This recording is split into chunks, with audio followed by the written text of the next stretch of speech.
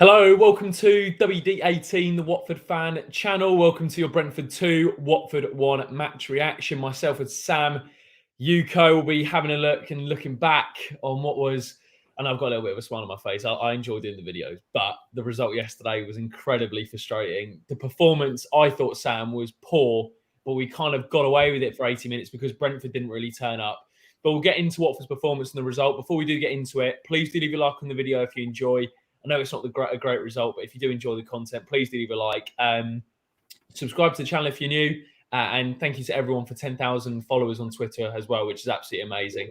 And let us know your thoughts in the comment section. We'd love to hear what you think, and we'll chat about everything from start to finish, and anything you think we need to be talking about. Let us know in the comment section, and we'll get to it. So, Sam, first off, you actually did go to the game, didn't you? So what was your experience like at the Brentford Stadium? Because it's, I haven't been before, but it looks really nice from TV and watch from home.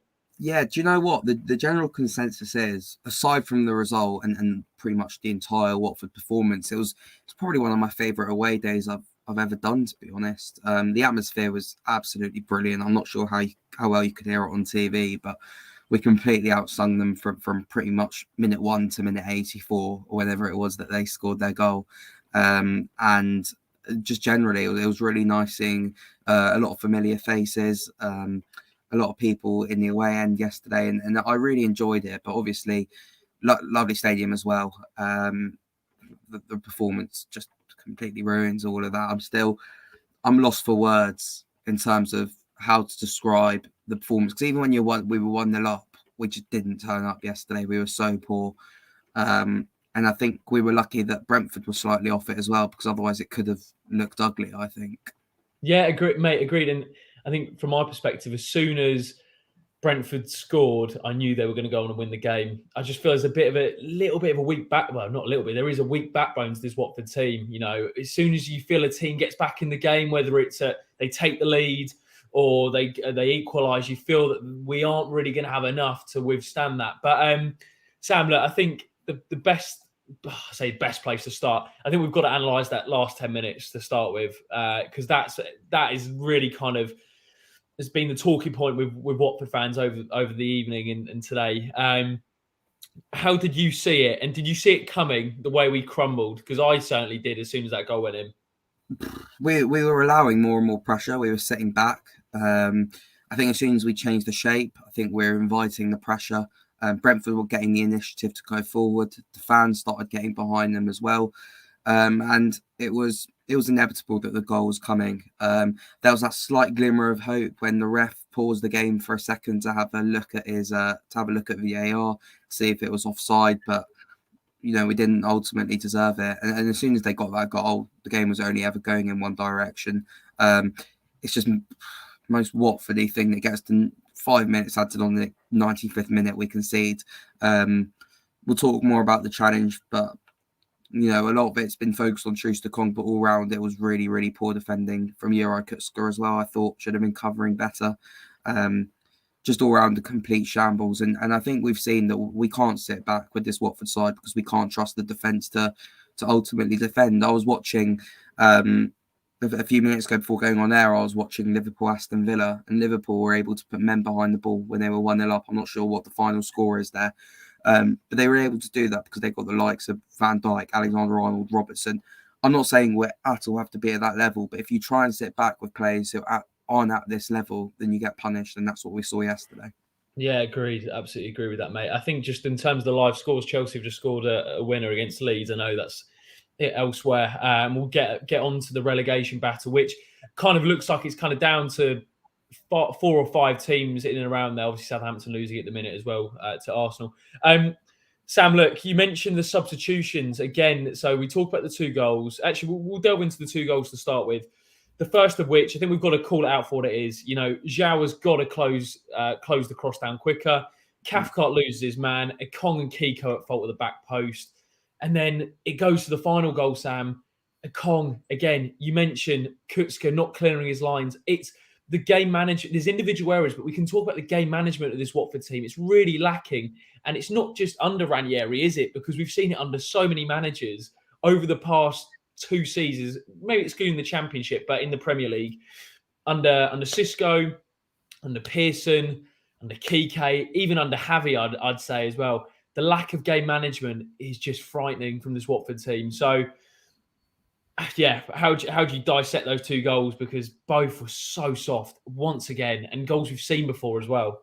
I think the game management for me is it's something that was it disappointed me a lot because I thought it was actually an area that we really improved on, particularly around last season and this season. I think even in the games we were losing, such as the Man City game and the Chelsea games, we knew sort of how to, I don't want to say damage limitation, but we knew how to keep them at bay, even when the game was getting more stretched.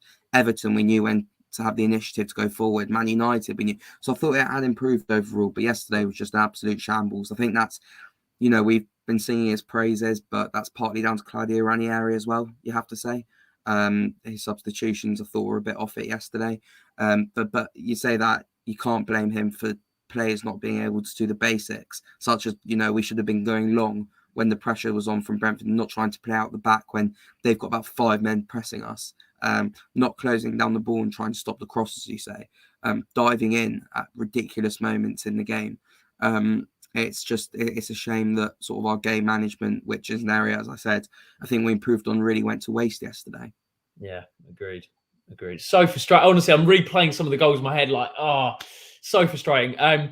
Look, we'll have a look through your comments. It's really, really, really frustrating.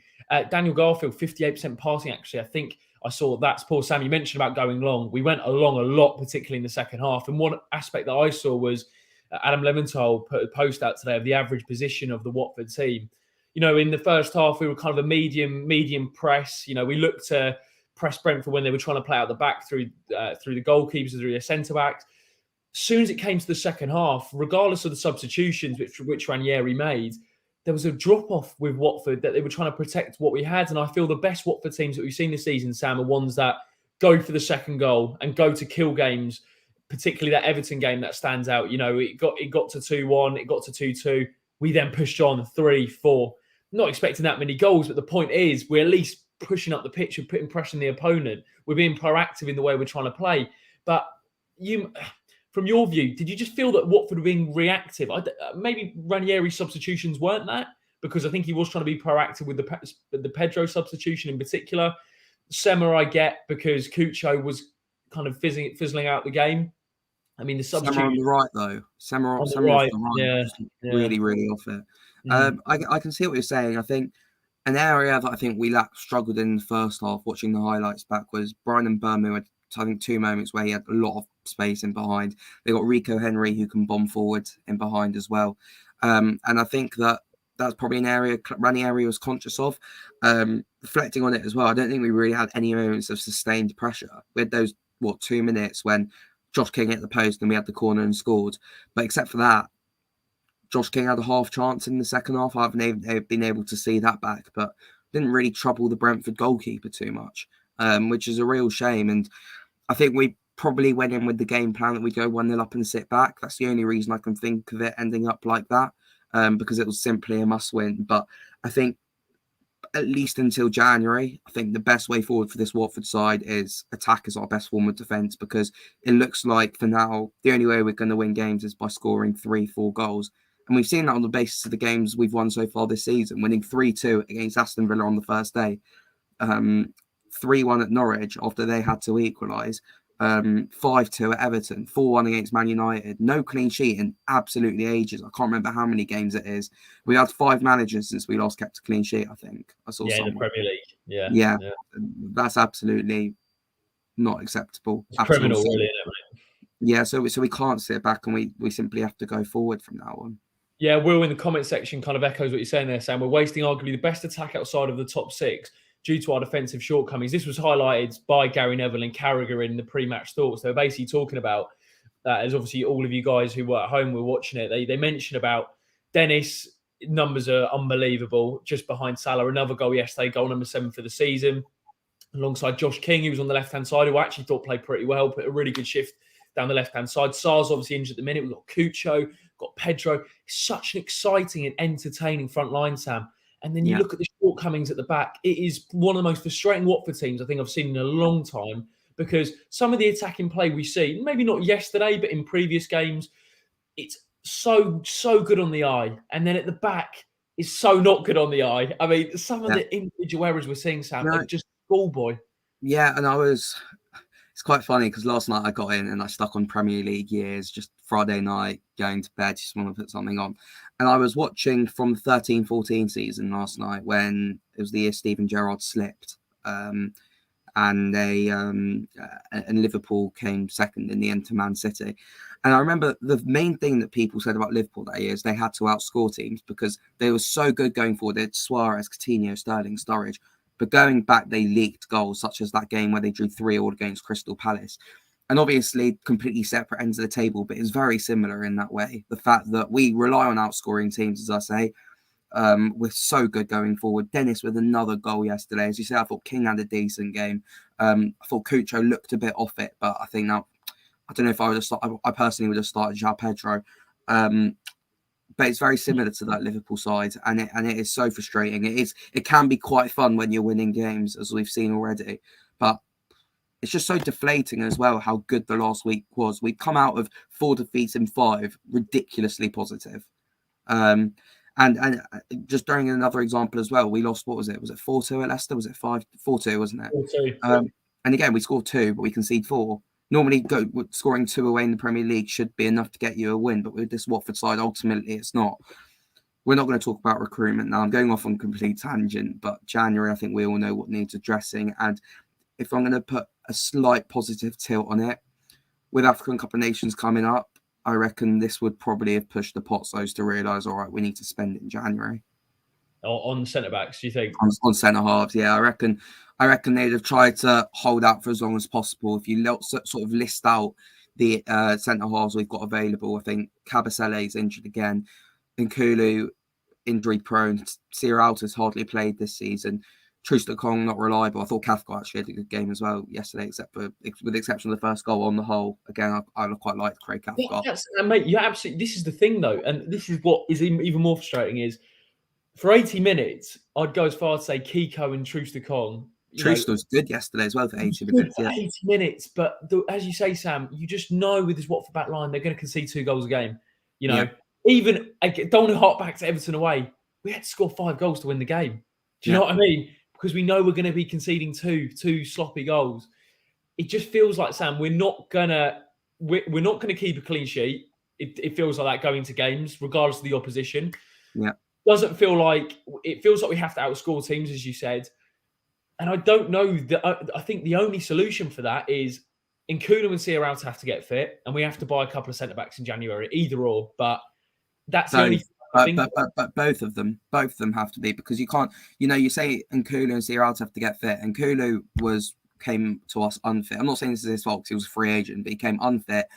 Was very, very good, much better than I thought he would be, but got injured. We can't rely on an aging centre half like him. Sierralta, who knows with his situation? To be honest, something seems not quite right. I don't really know how to explain it, but hopefully he will be back soon. I think he's going to be back on the grass in the next couple of weeks.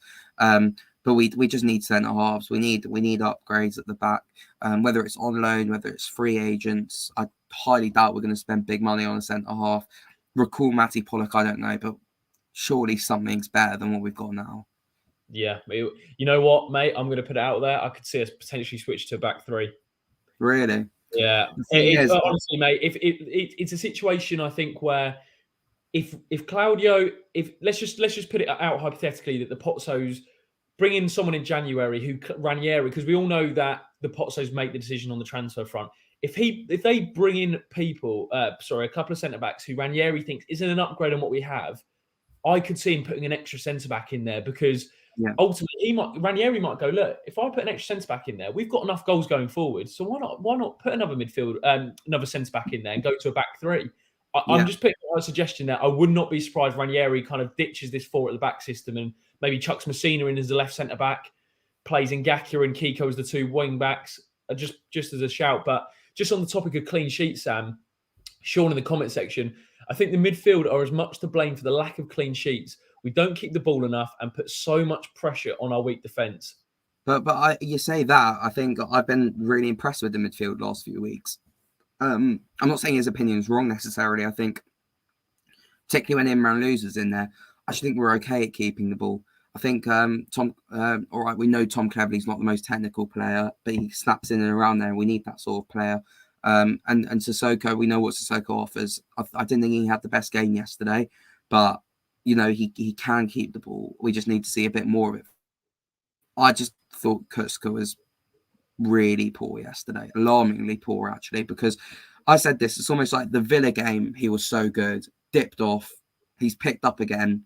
Yesterday was awful from him, really, really poor. Remember Leeds as well. Leeds as well. And as you say, I'm so split on Kutska because you just don't know what you're going to get from him. You get a 9 out of 10 or you can get a 2 out of 10. But I can certainly see the point that it's the midfield also letting us down with the clean sheets. But I think ultimately it is the defence. We'll go through that team. One change that was made, kind of Ranieri took out Imran Loser. I personally didn't agree with that decision. And then went to a two midfield pivot of Kutska and Sissoko, with Cleverley slightly further in front. Whereas before, as we've seen, we've had Loser in that 6 role and Cleverley and Sissoko as the engine room doing all the running, and Loser playing as a more deep line playmaker. Sam, that midfield dynamic, I just feel that Loser, Cleverley, Sissoko is the best 3, regardless of the opposition. I don't think Kutska should be starting in that too. I don't know what your take on it is, but I think Loser was a big miss because we lack that control in the middle, particularly from a passing point of view. Definitely, and I think the only thinking behind Kutska starting perhaps is we got a midweek game and it's too much for Loser, who's still adapting. I know we've been impressed with him, but he's probably still adapting. I thought Kutska did okay in the second half against Man City as well. And I can't really think much more of why he would be starting, because it's a game that, it's not like we'd had to put 11 men behind the ball and play on the counter attack and need Kutska sort of in there to win tackles. It was a game that we really should have taken the initiative to Brentford with a lot of injuries in their side. They had no Ethan Pinnock at the back. They had no Ivan Toney. So obviously we could have taken the initiative to go forward and play on the front foot, which is why I would have played Imran Loser. Or even João Pedro, I think, would have been a better option in midfield yesterday. So really, really strange decision to start Juraj Kutska in midfield yesterday. But I suppose who knows what Kutska will turn up. Ranieri, I'm sure, had a vision for, we'd see the Kutska that we saw on the first day of the season, but ultimately it's the nature of the inconsistencies for the player. How much do you read into the substitutions from Ranieri? Because ultimately, I don't know from your perspective, from the stand, Sam, but I think the thinking behind the João one was, we've seen what he's done before, particularly in that United game, and there's been a couple of others where he's come off the bench and made an impact. The Ken Sema one was because potentially he thought Cucho was tiring and Sema offers a bit more defensively. But at the same time, it did feel like when those 2 subs were made, particularly the Cleverley one, I thought we did lose a bit of control in the midfield. And no, we felt quite comfortable before those changes. But I think I had 2 problems with it. So first of all, saying from the stands, there were quite a few groans when Cleverley came off. I don't think anyone had a problem with João coming on. People singing the João Pedro chant, it was absolutely brilliant. But I think it was the fact that Cleverley came off and the shape changed, because I'm not a fan of changing the shape in the middle of the game, particularly when you're winning, because you want to stay organised. And I think it contributed to sort of, all of a sudden you're looking around going, right, where am I playing? What's my job now? And it's something probably that had to be worked on midweek, but probably subconsciously the players have to reset as well, and that probably put a big distraction. And I also had a problem of, I've said this phrase before, particularly under Xisco Munoz, with square pegs in round holes. Ken Sema playing off the right. Jeremy Ngakia, he had a good game actually, playing at left back, which I would have done. I'm not complaining about that one. I don't actually know where João Pedro was playing yesterday. Josh King on the right of midfield. You're just putting a lot of players who are playing out of their natural position, which I think creates sort of a lack of coherence within the team as a whole. Because as I say, players are all of a sudden thinking, what am I doing now? What am I doing now? And I think that all contributed to the defeat yesterday. Yeah, sure. I think the King one's a big frustration for me, because I thought he played really well on the defensive side, but I think we're wasting all of his ability there. He's arguably the best finisher at the club with Dennis.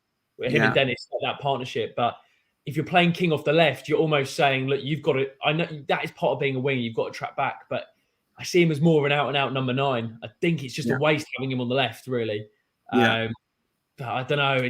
I just feel, I don't know, it's just something not right with this team. There's something missing.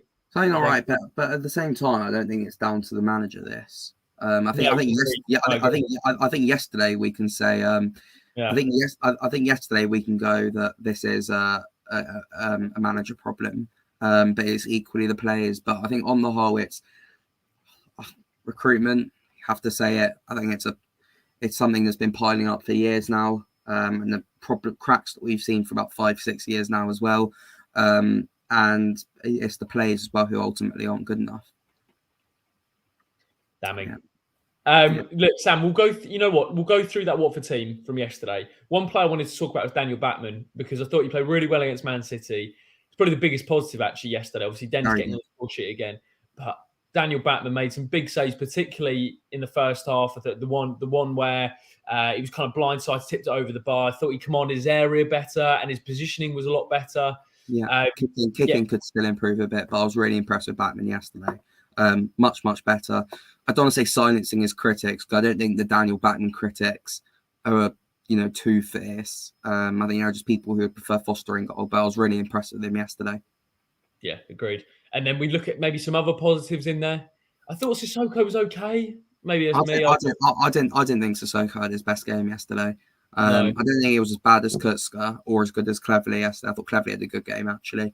I just thought he gave the ball away way too much, and you really want to see a player have composure in the middle, particularly with his experience. But I just didn't think he showed any of that. As you said, I thought Josh King had a decent game again, and it just shows as well. It's almost like before he started scoring the goals, he's the player that even when he's not scoring, I think he offers something to this side. And he was really good. I know ultimately he didn't play too well, but it was really good to see Ken Sema back after a long injury. And even if he's not everyone's cup of tea, it's massive that we have this squad depth, and maybe he can fit in at left back as well at some point. Yeah, absolutely. I mean, you look at the injuries we've got with Kwadwo Bar, Atibo, Ben Foster, Messina, Nkulu, Sarr, Sierralta. So you're talking 1, 2, 3, 4, 5, 6 players arguably who'd be starting. Yeah. It's a big problem. Now, Sam, looking ahead, we kind of got to dust ourselves down and go again. Just on that, sorry, Jacob. I think we are actually missing Peter Etebo a lot. He's sort of the forgotten man in here because we only saw him for how many games? Was it 3 games, 4 games? 3, I'm not really sure. But I think in a way, just reflecting on him, it's almost like we think of Loser as this sort of calm, composed figure who can spray the ball out wide, that sort of thing. Whereas Kutzka's just this big guy who'll run down and make tackles. I think Etebo's sort of the blend between the two. And I think he would probably have been perfect for the game yesterday over both Loser and Kutzka, if we want to have that sort of combative, creative midfielder in there. Yeah, agreed. I think he's been a big miss since he obviously was injured. Sam, look, dust yourselves down. You're going to Burnley away on Wednesday night. You know what? Why am I doing this? Oh my god. That run that we had beforehand, where we had Arsenal, United, Leicester, Chelsea, Man City, you were thinking, okay, any points is a bonus out of that run. We managed to get a win against United.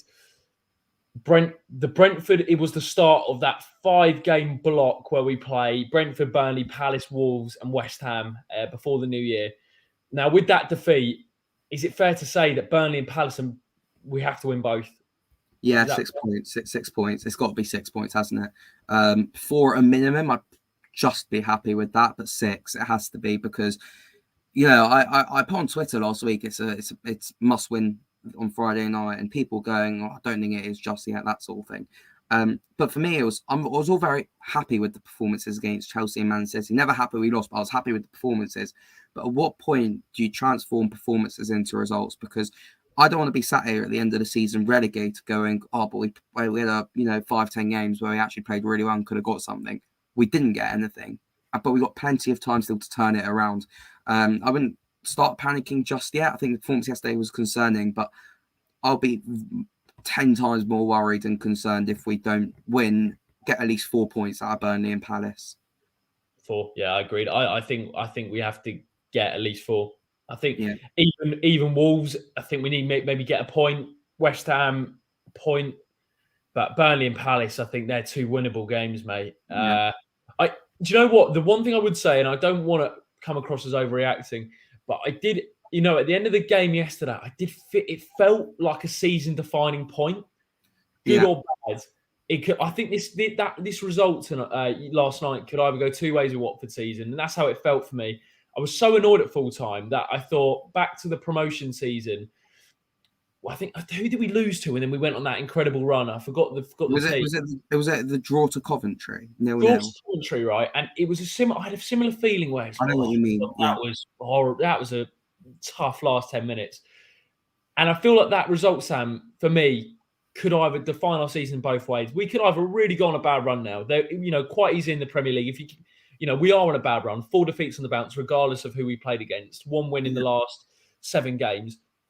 But actually, if let's just say hypothetically, we beat Burnley, we beat Palace, we get a point at Wolves, and then you're looking at 7 points out the next 3, and you're going, right, we're back in this now. We're on 20 points. We've got a good chance before the new year.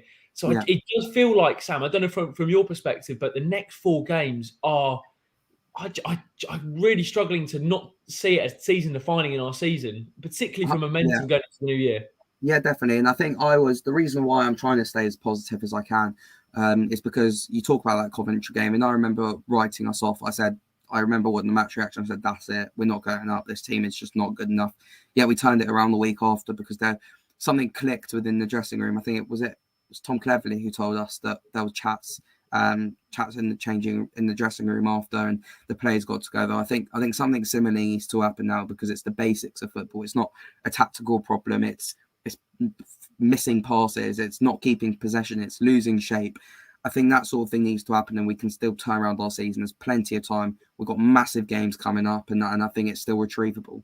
How do you think we can change that, Sam? Now, looking ahead to Burnley with the individual errors. I think Troost-Ekong has to be taken out of the firing line now, doesn't he? I almost feel a bit sorry for him at this point. I feel sorry. I've been quite vocal about this on Twitter. I don't know if you've seen Jacob, but I feel really sorry for Troost. First of all, I think just generally, I think 2 things need to be separated, which is the player and the person. Some of the personal attacks I've seen to Troost-Ekong are completely not warranted. People ripping up his shirt after he goes out his way. This guy, trying to get a signed shirt last Christmas. Troost goes out his way to give him a signed shirt and he rips it up. Troost is a lovely bloke. He is genuinely a top guy. You can see the way he comes across. All right, I'm not for the YouTube channel, but he comes across as a lovely guy. He does a lot for the community. And some of the abuse I've seen this guy getting is, it's not his fault he's in there, is it? He's worked hard to get to the position, and ultimately he's not good enough. He's clearly a likeable member of the side, of the squad, even despite of the mistakes. And I agree with you. I think it's just best for him more than anyone else, even more than the team, that he just comes out the firing line, takes a few games, has a breather. But unfortunately, that might not be possible because we've got no other centre halves. And I think that's what Ranieri was getting at, wasn't it? Oh, absolutely. I was just going to bring up his quote. I was just going to bring up his quote. So Ranieri in the post-match press conference yesterday, I don't know if you saw this to the people who are watching, but he basically said on Troost-Ekong's place and whether he would be dropped going forward, because obviously he has made a number of individual errors. He said, we'll see this Ranieri on Troost-Ekong's place. We'll see everything and I can speak with him. Also, I have to see if there are some players ready to play because my defensive line is not ready to play because Kabasele tonight wasn't ready. Sierralta isn't ready. I have to see. To add to that, Nkulu as well. So, he's not exactly blessed for options. That doesn't sound promising at all, does it? Sounds like quite a few of them are quite a way away. I was thinking of what we could do. Maybe there's cuts. Because the thing is, you could put Ngaki at centre half, maybe, but then you don't have a left back because ultimately I don't trust Danny Rose either. I think maybe Kutsker at centre half is something we could trial, but it's not time in the season to trial things. I don't even know. I don't know if we can take out Troost. I feel really sorry for him. Obviously, this isn't me defending him. Last night wasn't acceptable. Really rash from him. Leicester away was rash from him. Really poor from him, and it's frustrating when you see us sort of having this game plan and it being thrown away by individual errors. And it seems to be recurring with Troost now every single week. Similar situations. Massive shame. But, as I say, some of the abuse I've seen is unacceptable. Yeah, well said, mate. Look, the only solution I can see to this defensive situation is back 3, Sema as a left wing back, Kiko on the right, or maybe playing in a back 3 and Ngaki as a wing back. I just think we need another defender in there, mate. I'm not going to lie to you. I honestly. But I'm saying if you want to go with the back five on Wednesday, I personally don't think we will. Oh no, not a Burnley, not a Burnley. Yeah. But hypothetically speaking, if we're going to go with the back five tomorrow with the players available, who would actually play there? Because there aren't enough names, and probably I'd probably go Kiko. Ngaka is a right centre back. Troost-Ekong, Cathcart, Sema or Rose. Sema probably. But we as you said, Ranieri he doesn't have any options, and he won't go to the back three because, as we saw against Liverpool, we got absolutely dismantled. But I think, Sam, we've got to say it again. We've got to say how it is. We have to act in January. If we don't act in January, I think we're down. I think we might. I think that's fair to say. We have to. And would you go for a quality centre back, or would you go for a couple? I think you need to go for one starter who can fit straight in there, with the hope that at least one of Sierralta can come back in and Kulu can come back in, or Cathcart can keep up his form at the moment, which I'll say again, I think is quite good, his form at the moment. And I think one guaranteed starter who can slot right in there. I've seen a lot of names like Nat Phillips being circulated, Nathan Ake being circulated. I don't think we'll get either of those, but perhaps that sort of level, someone who can get on loan from a top club who can just go straight into that team, know what's needed of them. And Ranieri's worked with a lot of players, so I'm sure he'll know what's best. And I'll probably get a couple of backups as well, particularly with AFCON coming up. I think it will do Troost-Ekong good going out to AFCON, sort of getting out the Premier League for a bit, going with the national team, which he does seem to be much more confident in. He seems to play really well with the national team. I think he got an assist the other week as well, didn't he? And so perhaps that will help him out as well. But yeah, we really do need to invest in there. Just to add to that, though, Sam, Sean, as right says in the comments, we already have 5 centre backs at the club. If we sign more, then we need to ship some out, surely. Because the thing is, though, right? We say it's a quality problem, but you forget as well that we've got 3 centre halves who would all probably be in the match day squad all out as well at the moment. And so we had 2 goalkeepers on the bench yesterday. I did think Cabaselli would leave in the summer. Yeah. I don't know. It's all a bit of a mess at the moment. It's obviously with the injury list and everything going on with the results, but we'll see. I think we can all agree that we do need reinforcements. Absolutely. One player that has been linked. We've got 5 minutes left for the show, guys. So if there's any more questions you want to fire over, just let us know. What are your thoughts on Amati? He's been linked with a move. Ranieri spoke of him highly when he was at Leicester. A player that he likes. I could see that one, actually. I think that one... Yeah. Is he still at Leicester, Amati? I believe so. So it would be the Leicester link, wouldn't it, with Ranieri? Yeah, he's still at Leicester. Yeah. I mean, you have to ask the question that even though Leicester have been far from perfect at the back this season, and Amati's hardly had a look in if we're interested in him. So I don't know if that's anything. Yeah, what were you saying? Sorry, Ranieri brought. So I was just reading. Ranieri brought him in the January they won the league and featured 5 times, but he became a regular after Kante left. So he can play at centre back as well. But I could see that. I could see that's a Watford signing. To be honest, I could see that. Yeah, I could see it, and it's someone who can step into midfield as well. Who versatile. I wouldn't be against. Perhaps, I mean, it's too much of a risk, but if the situation with injuries does get bad, I could see us recording Matty Pollock as well. Caroline says it over there. I'm not saying as a starter, but if we just need the reinforcements and don't want to spend the money, we could terminate the loan. Yeah, it's an interesting option that. I know he's doing pretty well for Cheltenham this season. Obviously, it is a couple of leagues below, but Matty Pollock is only 20. He's in that similar mould of Ben Wilmot, isn't he? Young English defender. Sam, looking ahead, how are we feeling going into Wednesday and Saturday? It's a huge week for Watford. I'd go as far to say probably the biggest week of the season so far. 1 game away, 1 game at home, 2 teams in the bottom half, 1 below us currently with 2 games in hand, the other just a couple of places above. I'm going to put it out there. So it does feel this week is the final week, the final week, isn't it? Yeah, definitely. I think, as I said already, if we don't win these next 2 or get at least 4 points, I don't think even 1 win's enough here. I think that's when I'll really, really be concerned. Burnley's a tough place to go. We've seen sort of the good side of Watford there, winning 3-1 a few years ago, playing some lovely football. and the and sort of the bad side of it. Where in the relegation season we went and lost 1-0 and put in a dreadful performance. So who knows what Watford's going to turn up on Wednesday night. And Palace at home is always a game I really enjoy, and I think we will have to be up for it because I think the crowd will be up for it as well. And if we don't start well, the fans will also automatically be on the players' back. So absolutely huge week, and we simply have to turn up. Sure, absolutely. Good show, good bit of therapy that, Sam. I'm not going to lie, it's quite therapeutic as well. One positive to end on, Emmanuel Dennis, another goal, 7 goals for the season. I think it's 12 goal contributions so far? Yeah. Bloke is unbelievable. 13 now, maybe 12, 13. I don't know. It's something like that. Only Salah's got more. What a player! What a player! And Sam, I think I saw it. We did a tweet on WD18 about Emmanuel Dennis's agent, effectively saying that look, United and Arsenal were interested, but only wanted to pay 15 million. Bruges wanted 25. We've pretty much got a 25 million pound player for 3 million pounds. And look, I think the Watford model, as we know with the Pozzo network, is we cash in when we can. And I think come the end of the season, if we don't stay in the Premier League, I think we can only see it going one way. But fingers crossed, if we do, he would stay. And I don't think he had the best game yesterday either. No. And I think that just shows how good he actually is, that he's still getting on the score sheet. Massive compliment to him that he set the standards that high, that even when he's scoring, we can sort of criticise him a bit, but no doubt he'll be back.